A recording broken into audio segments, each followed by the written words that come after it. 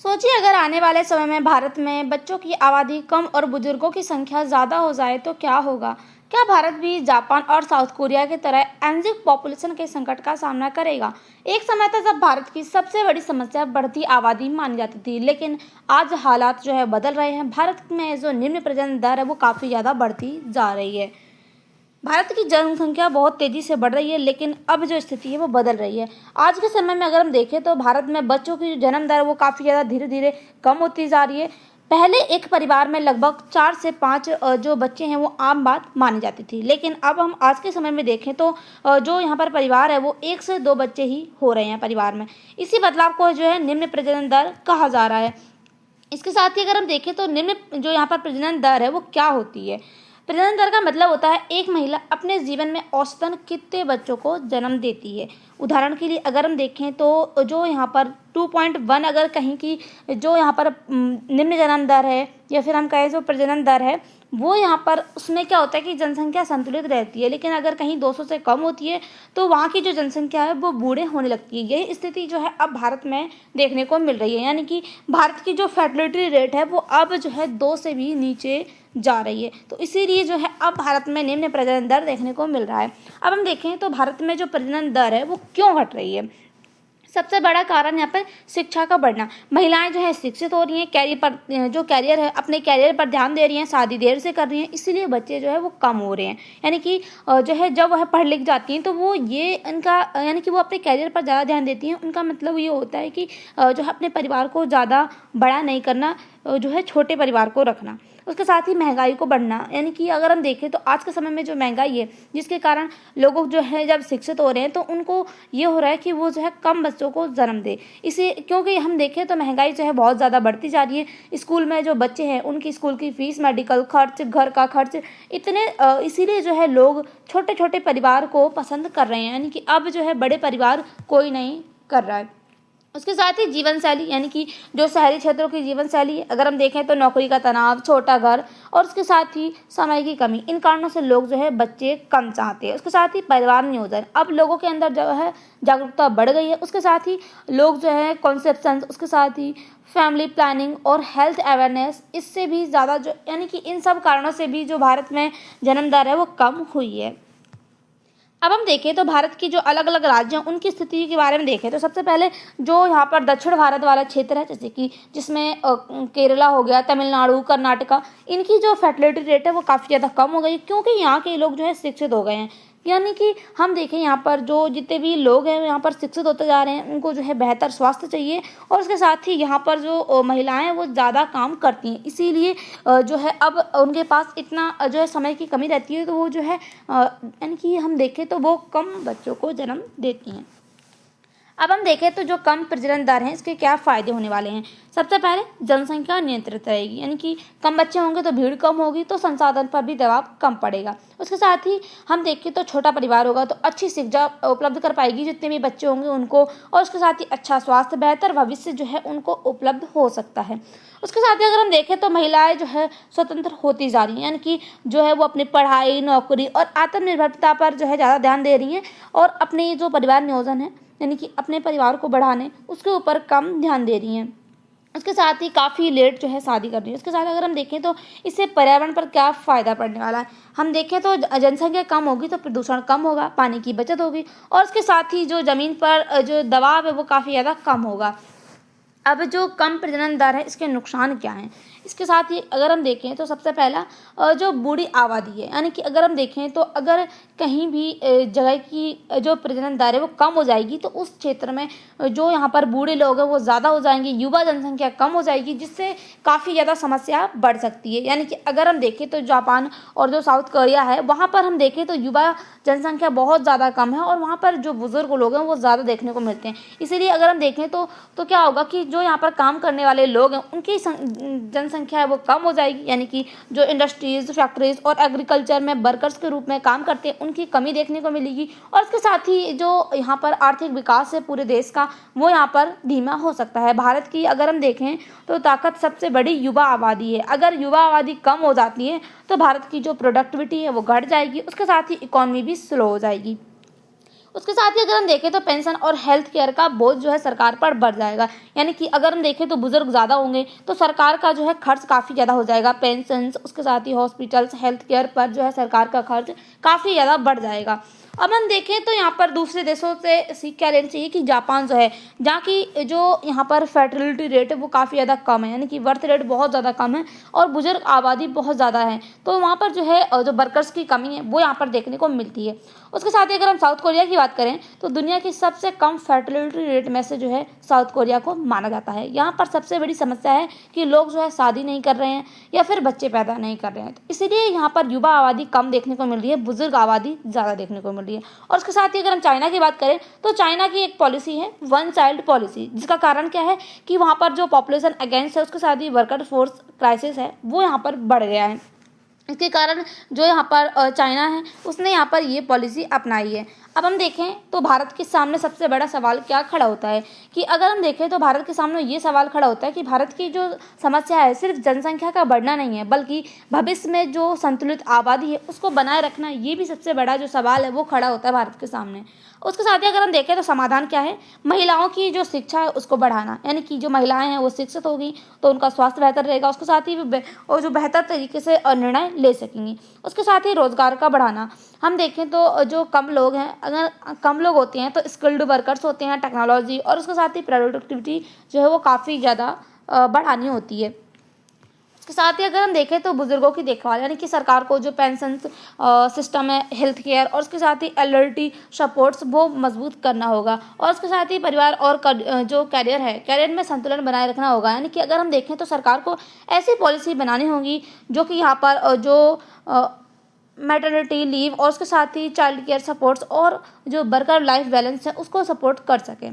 उसके साथ ही अगर हम देखें तो ताकि जो लोग हैं वो यहाँ पर परिवार बनाने से डरे ना, यानी कि जो यहाँ पर लोग कम से कम परिवार को, यानी कि हम देखें कम से कम परिवार को बढ़ाना चाहते हैं, कम से कम बच्चों को जन्म देते हैं, वो यहाँ पर देखने को मिलता है। अगर हम देखें तो पुराने समय में क्या था कि जो बच्चे थे या फिर जो परिवार था वो काफ़ी ज़्यादा बड़ा हुआ करता था, संयुक्त परिवार हुआ करता था।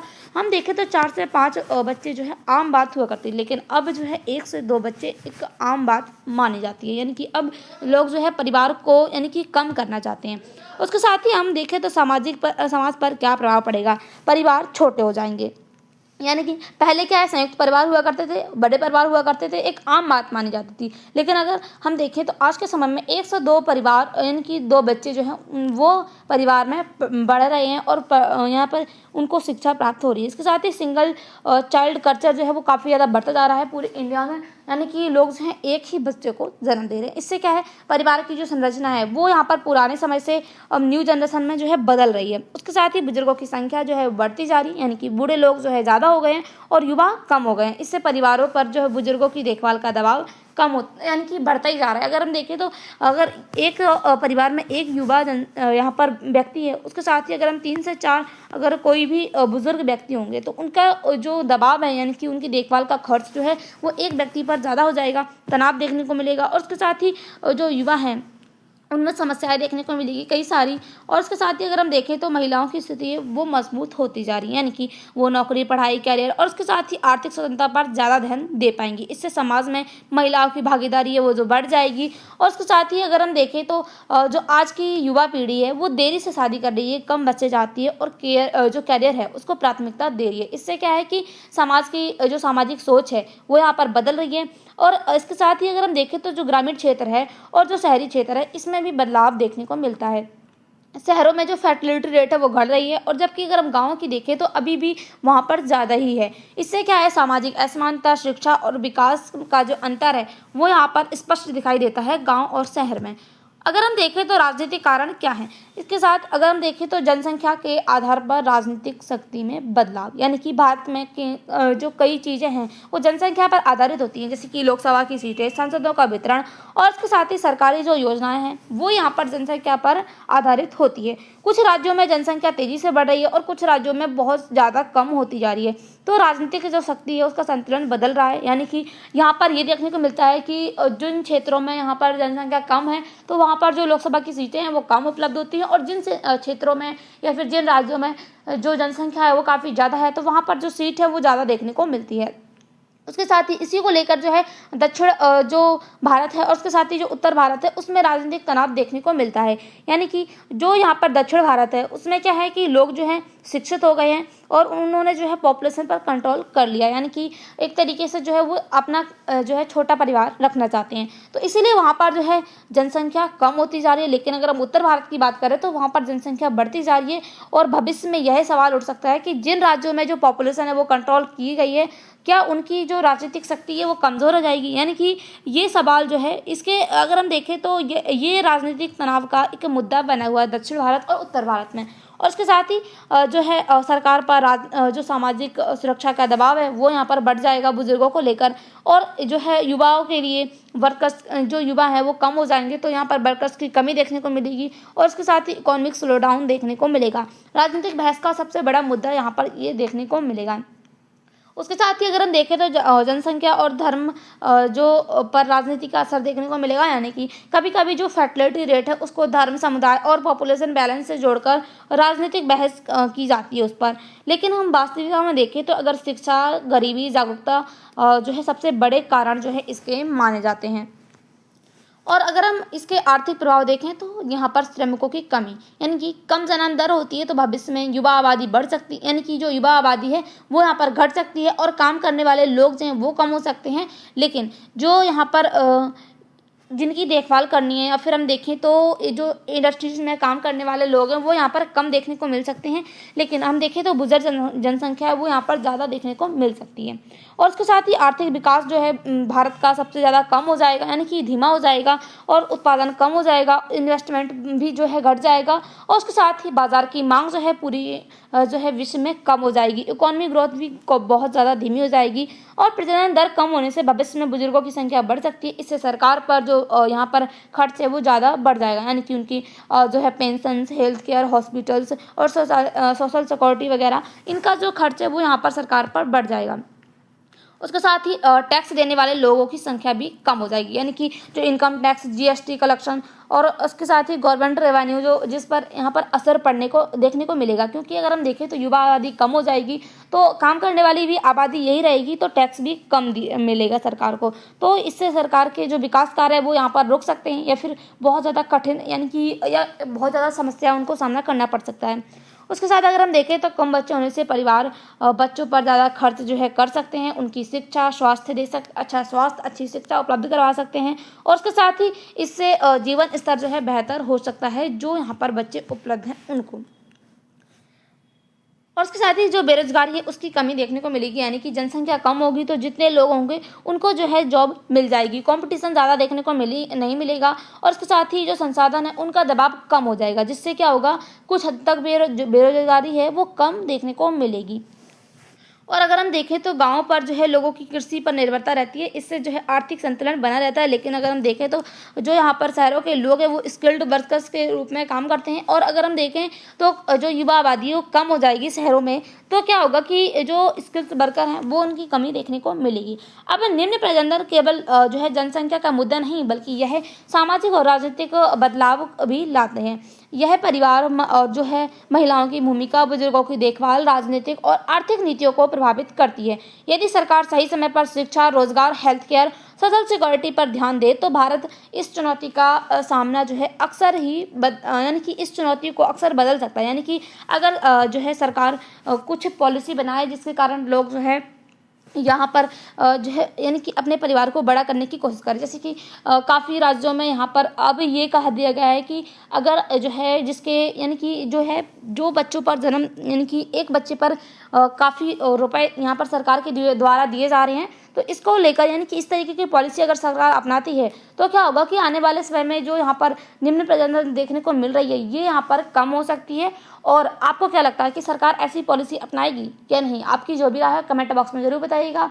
और इसके साथ ही अगर आपको इसकी पीडीएफ चाहिए तो हमारा जो टेलीग्राम चैनल है जिसकी लिंक डिस्क्रिप्शन बॉक्स में दी गई है उसको ज्वाइन कीजिए और चैनल से जुड़ी जो भी अपडेट चाहिए वो आपको उस चैनल पर मिल जाएगी। मिलते हैं अगली वीडियो के साथ, तब तक के लिए बाय, थैंक्स फॉर वॉचिंग।